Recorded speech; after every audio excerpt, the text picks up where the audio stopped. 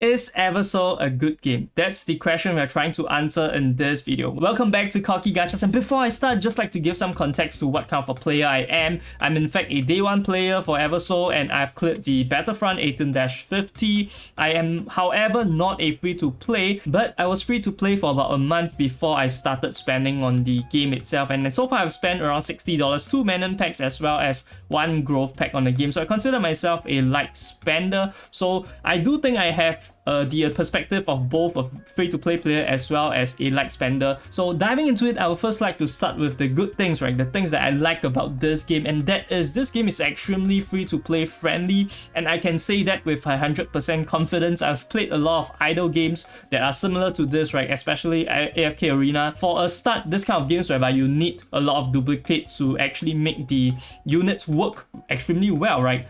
Means that they are generally going to give you more summons on the daily basis. However, even compared to the benchmark of those kind of games, I think Eversoul gives you a lot of summons, and just from the friendship pools as well as the normal pools from the game itself, every day you can get upwards of 10 plus pools, which is quite good to be honest, and that is not including the login bonuses that you get, the event bonuses that you get, and moreover, the event itself are extremely generous, because the events, taking a look at the event shop, you will be able to see, right, that you can get multiple copies of this epic units, which are the highest rarity in the game. I have never seen other games done this before, whereby they allow you to purchase so many duplicates of the epic souls, including giving you free ones during the event itself. And these ones are not the ones that are especially weak. They're not just giving away the souls that are not preferred, right? In fact, I would say that for the past 3 events, they have given out souls that are very good. They're very meta. So it's not a question of just giving you weak souls, right? They're always giving you good souls, and you can choose to purchase more from the shop itself. And also, not to mention, the costumes are also free. If you are not a progression person, you kind of want all the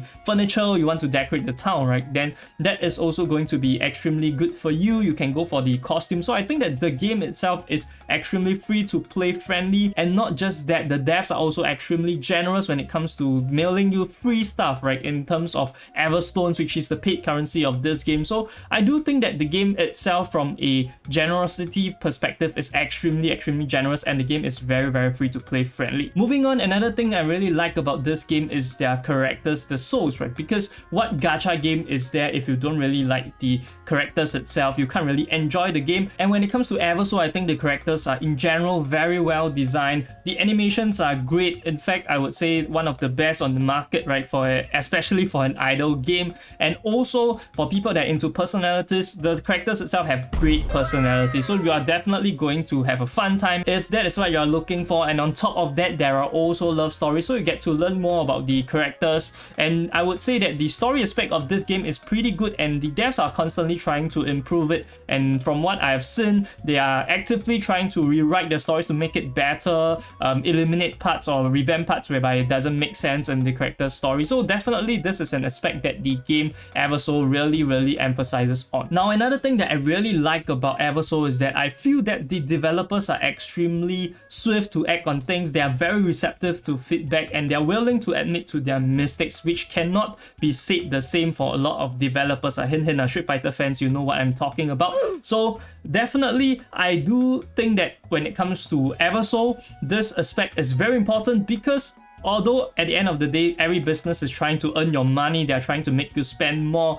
but it's also important for them not to do it in such an ugly way, right? The community wants to feel heard, and I think with Eversoul, they have proven that this is something that they really work on, they really prioritize, is the community's feedback and whether the players that are supporting the game are actively enjoying the game, and if not, what can they do to fix that? Now, of course, with all things, it's not just the good, right? There is also the bad. So when it comes to this, I can also point out some of the stuff that I don't especially like about Eversoul, and I will give some of my suggestions as a veteran player, so to speak, for the devs to improve on, that I feel would bring the game to greater heights. So the first quote-unquote bad thing that I'd like to mention is also hinging on the last thing that I mentioned on the good list, right, which is the devs being receptive to feedback and being quick to act. While they are really quick to act, they are really receptive to feedback, some of the things that they release seems to imply that they have never play tested their game. And to quote something, I would just take a look at the current Flower event,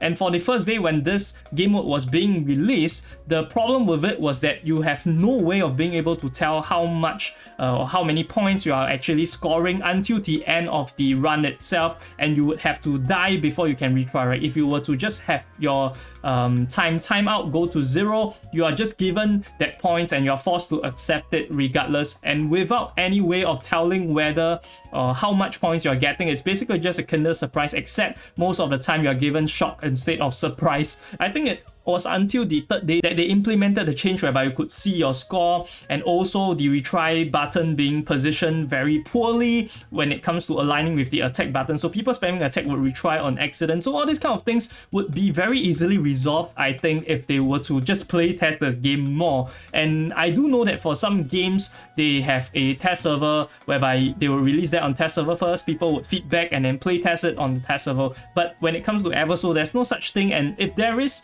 no intentions of having a test server, then definitely I think Eversoul devs need to work on having the gameplay tested more before they release the events itself. Now moving on, the next thing that I'm going to mention is going to resonate a lot with the endgame players, and that is there is a lack of content. As you can see right here, I'm on chapter 18, which is the final chapter, and it mentions that you have cleared the last stage, look forward to updates to come, and this has been the case for a couple weeks now. And the release schedule of the chapters itself is extremely slow. From what I can tell, it's every 3 to 4 weeks, right? So a month at times just to wait for one chapters. And guess how long people take to clear this? For Wales itself, they clear it within 30 minutes. And for myself, which is a light spender, I clear it within 2 days. And for free-to-play players, they would have also cleared it. So the fact that free-to-play players also have nothing to do is very concerning. And the fact that the Wales have nothing to do is very, very concerning. Because when you have nothing to do, you are incentivized to play other games, you are not incentivized to spend, because there is no progression, right? When it comes to spending, why are you going to spend on the game when you don't necessarily need to do so? And what's more absurd to me is that the Chapter 18's release, right, wasn't even tied in with the release of a new hero or new soul. There's a new banner dropped, and yet this was after the release of Chapter 18, meaning the Wales would have already completed Chapter 18. Even someone like me have completed Chapter 18, and when we put for the new character, there was no meaningful place for us to play test the character. I feel like this is an extremely big problem, but it isn't that difficult to fix. First things first, you can release the chapters in earlier intervals, right, in smaller intervals, so that people have more things to clear. That's quite straightforward. Otherwise, you can also implement the replay feature so that the veterans, the Wales itself, they can replay the stages so that they can test what are the limits of their teams. They can play test the new characters also in ease, and definitely also interact with other players that are having trouble clearing some stages so that they can go back to formulate a team to help them also clear, right? And it makes the engagement with the community even greater in that sense. And furthermore, to compound to that problem, another thing is that the guild raid that they have recently introduced is on a 3 weeks cooldown, which I find it to be absolutely ridiculous, given the fact that the Wales, the strong players, are extremely excited and very willing to engage in, which is the guild raid. They want to compete in the guild raid. You have it on a 3 weeks cooldown. So the developers itself seems to be ironically pushing people, right, preventing people from playing the game. Although I know it's 100% not their intention, but what their actions speak to me is that they don't want people to play the game. And that is the reason why a lot of people are not playing the game. I feel that for guild raid itself, which is one of the more meaningful contents when it comes to the reason for you to upgrade your unit so that you can compete for guild ranking, my suggestion is to simply reduce the cooldown, right, the intervals between guild raids. And with the new implementation of the skip feature, I don't think this is going to be an issue for casual players that just want to log in and click buttons to skip the thing and get their rewards, right? Because they can skip even if it's on a lower cooldown. So I don't see a reason why it's being tuned to 3 weeks and driving actively your the most spenders, right, your spenders away because they have nothing to do. Now at this point you might be saying, hey Cocky Gachas, why are you complaining that endgame players have nothing to do? We already have plenty to do, right? Too much things to do. As a casual player, I have so many things I want to do, and that's why I don't want to play this game. Like the dual gates that refreshes every day, the dimensional labyrinth that refreshes every 2 days, Hall of Memories refreshes every week, Arena refreshes every day. I have so much things to do. And that brings me exactly to my next point about what I don't like about Eversoul as of this moment. one is chores. And there are too many chores. All these game modes, extra game modes, they cannot be considered as content. And just to clarify, the difference between content and chore to me is simply put fun. Am I having fun when I'm doing this? Am I incentivized to do certain things to allow myself to have fun? And if not, it's probably just a chore. As with this game modes, right, especially like with Dimensional Labyrinth, past the first few days, it's really not challenging. And there are 3 stages that you have to go through, which is a lot of stages, and all of them are quite meaningless. You just skip pretty much, right? If you have the Manon pack, if you don't have, you have to manually go through it. And past the first week, I believe no one really actively thinks about what treasures to pick.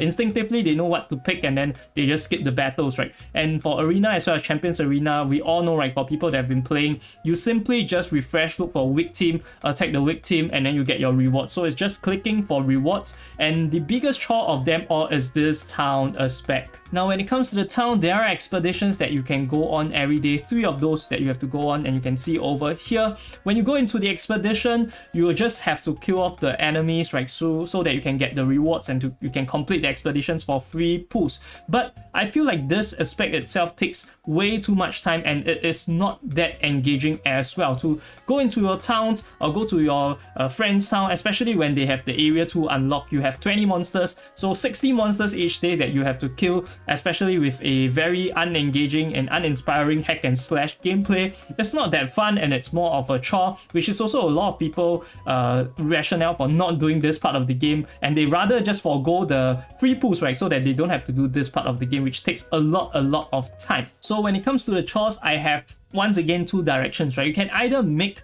the chores way faster or way easier to complete, right? Having a million skip buttons, and then you can reduce the tries but increase the rewards, all these kind of things to reduce the amount of chores, the time spent on chores.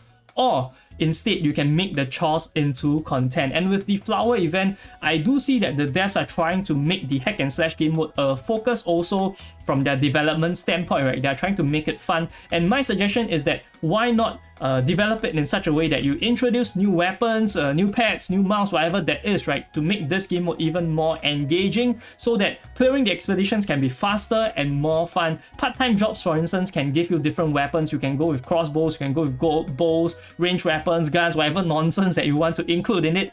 Definitely, you can look to develop it, and then eventually this will become a full-fledged game mode that will be content instead of chore. Now, lastly, this thing that I'm going to mention is going to strike a lot of chords with the people that are currently playing the game, and that is Eversoul's optimization is absolutely garbage. So when it comes to gacha games, I've definitely have my fair share of dwelling into multiple gacha games, and I've experienced a lot of gacha games whereby they are more graphically intensive than Eversoul. However, they are optimized much better, they load much faster. When it comes to Eversoul, I really don't understand why the loading screens take so long and they are so poorly optimized when it comes to the build itself, but it really adds on and compounds to some of the other problems that I've mentioned, right? Especially the chores part, because when it comes to the chores, like I mentioned, you either reduce the time or you make them more engaging. However, when it comes to the time it takes to complete the dailies, complete these game modes, right, the loading time is especially important for a game like Eversoul. When you think about Dimensional Labyrinth, whereby you have 3 different stages and then